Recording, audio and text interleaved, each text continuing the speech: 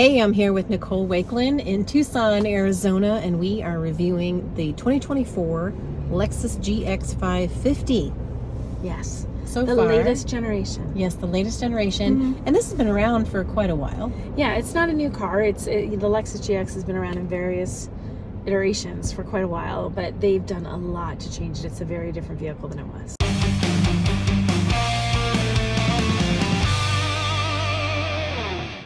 It is. It's very different. It looks very different. It's a lot more angular, you can see on the hood. And they say that's for off-road capability. They want you to be able to know where to put your wheels. And it does make a difference. You can see the lines straight down. They've tried to make the cabin more up and down so that when you are off camber, that you can tell yeah, they where said you are.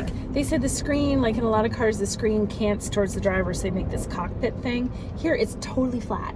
And the idea being that it's hard to judge how much you're tilting if you have an angled screen. Yeah. If the screen is nice and straight, you have a better sense of how much you're tilting, which is kind of neat. Makes sense. It does. Now, we know Toyota vehicles are very capable off-road, and Toyota and Lexus vehicles are also, well, the Lexus especially, are also very comfortable. And they last a long, long time.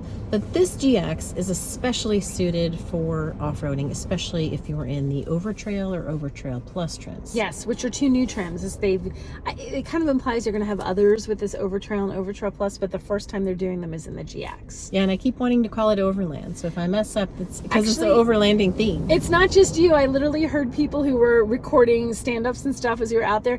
The Overland, Overtrail, like Overtrail. So everybody's doing it. It's not just us. Yeah, and we liked the Overtrail.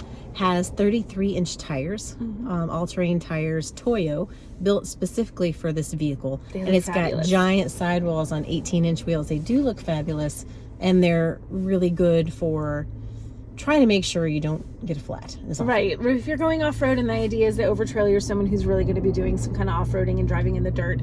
And if you have these tires, theoretically, if you pay attention, you're not going to damage your tires. Right. I like a lot about this vehicle. They've made some significant improvements, starting with towing capacity, and that was at 6,500 with the previous generation. This one in the Lux, this is the Lux Plus, right? Luxury Plus? Luxury Plus. It's the top of the line. This one tows almost 7,000. But if you go up to the Overtrail and Overtrail Plus, see, I almost did. You almost did, but you got yourself. It's 8,000 pounds of towing. So that's a significant jump. Yeah, it is a big jump. So especially where you're considering if people who are going out and overlanding in their Overtrail, they're going to have a lot of stuff that they're going to want to bring with them. So to be able to have the capacity to tow a little bit more, and something that we noticed where you really want to tow, so in most of these you get 3 rows of seats, and there's like no room behind the 3rd row. Right. I like, you spread out your hand and that's the width of that. Now the Overtrails are only 2 rows, but still, like, if you want to be able to tow, having some kind of, if you've got a full load of people, you're going to need that towing capacity for extra stuff to bring along on an adventure, unless you're in the Overtrail where you only get 2 rows anyway. Yeah, and you can see here, this is a panoramic moonroof here in the Luxury Plus trim. In the Overtrail trim and Overtrail Plus, it has the deletion option, because if you want to carry a bunch of stuff on your roof, camping equipment, off-roading, traction boards, that kind of thing, you're going to need that. Like Nicole said, the Overtrail only offers 2 rows of seats. In the Lux, we've got captain's chairs in the 2nd row, and in the 3rd row, and then there's hardly any cargo. So you have to make the decision between people or cargo. There's no like 6-person road trips with all your luggage unless they want to carry it on their lap. Unless you're bringing one of those stupid small little purses that women bring that holds a lipstick and like $5. That's it. You can have a small backpack in front of you. I think it would be tough even with a small backpack in those back seats. It's tight back there behind that 3rd row. Yeah. So the engineers did a lot of work on the rigidity and the stiffness of this vehicle to make it more capable off-road. Even the Luxury Plus, I think you could take it off-road. Of course, the Overtrail is going to be more appropriate, but they all have the same V6. So they went to a twin turbo V6 instead of the V8 that they had in the previous generation, and the numbers are still impressive. Here on the spec sheet we've got 349 horsepower, and it's a 3.4 liter V6 twin turbo, and the max torque is 479 pound-feet. That's impressive, along with the 10-speed transmission, which is different from the 6-speed transmission that they had in the previous generation. It's going to be a lot smoother on and off-road. You really notice that difference. Like, you do. It makes a huge difference when you're driving on the highway and you're getting up to speed. It is very smooth. It is very quiet. It is very well mannered. So despite this being a pretty powerful, big, kind of burly vehicle, especially when you look at it on the outside, inside, especially by having that 10-speed automatic, it gives it that luxury thing because it's still smooth and quiet. Nice. It's very quiet. Yes. Yeah, and they've done a lot of work on that. The engineers are pretty excited about it. This is a body-on-frame vehicle, so it's different. It's competing, they said, pretty closely with the Land Rover Defender, sorry. Which it looks a little bit like. It does look a little bit like it. It's got Defender vibes, which isn't a bad thing. I guess that's a good thing. I love the Defender. Because I like the Defender, so I think that's a good thing. Yeah, I think it's a good thing too. I mean, it definitely makes it more competitive. They've pulled the A-pillars back and lowered the belt line, so visibility all around has like a Discovery or an LR4 kind of mode, which I know because I own an LR4. There you go. So I appreciate that the visibility is really good.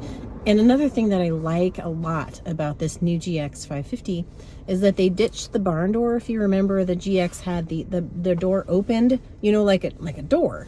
Like a regular door. But now the lift gate goes up.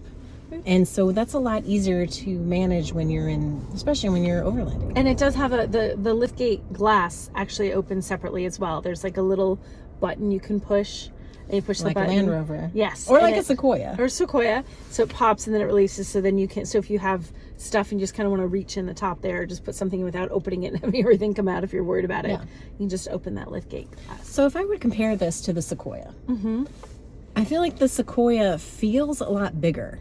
This is just as capable or more. I'd have to compare the numbers, but I feel like it feels a little bit cozier inside, and the visibility is better. I think the visibility is better than the Sequoia, and it definitely is not. This is a Lexus, so it's Lexusy.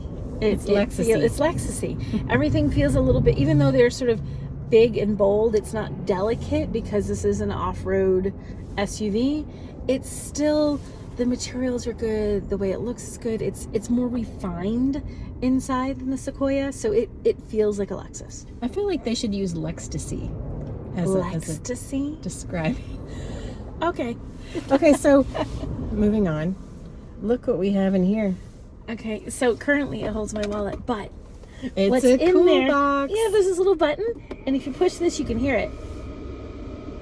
And it's the cool box. You have a little tiny cooler, and if you don't want a cooler, you just want to store your stuff. You can chill my your wallet. Yeah, your or I can chill my cash. wallet. But yeah, so it's great. So you can put, I don't know how many drinks. I feel like you could fit 4 cans, maybe? 4 cans of soda Or maybe bottles? in there. Yeah, so it's a pretty good size little cool box. It's nicely laid out. There's 6 USB-C ports. Yes. There's a 12-volt charger port, and there's a 120-volt port on this side of the back.